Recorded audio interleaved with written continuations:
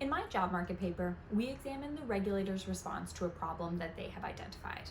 In particular, the declining number of public companies in the US, which has been termed in the literature as the US listing gap and is at least in part driven by firms choosing not to go public.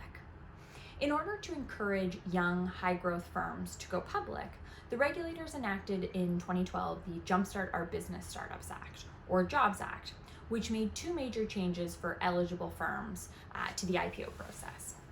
These included the ability for these eligible firms to test the waters with investors before deciding to file their initial public offering, and two, reducing the amount of disclosure that they had to provide investors. Both of these changes were designed to reduce the cost of going public, but they did so by increasing information asymmetry between firms and investors. In this paper, we ask how these changes should affect firm decision making and whether the regulators' goals could be expected to be met.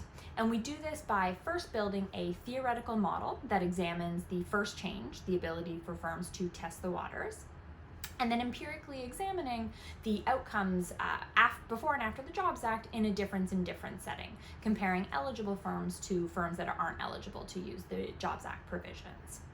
And one of our main findings is that we actually find that the number of initial public offerings does not increase. In fact, it goes down in the post-JOBS Act period. Our paper makes four main contributions. First, we contribute to the literature on the declining number of public companies in the US. Now, the literature has proposed several explanations for this decline, and we point out that this regulation change does not address any of these potential problems, which may explain why the regulators' goals are not met. Second, we have policy implications for regulators who are designing the ideal IPO process, both globally and in the US. Globally, there have been other countries that have followed the US in making similar changes, such as Canada in 2013.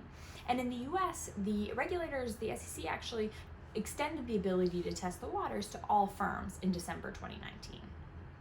Third, we contribute to the IPO literature, particularly those papers that examine the IPO changes around the JOBS Act. And we explain in the paper in detail how we differ from the current literature. And fourth, our setting, examining testing the waters, is a unique setting in that we can observe firms' endogenous information collection, which allows us to test some older economic theories about a shock to information asymmetry in favor of the seller and how that impacts trade. Thank you very much for listening today.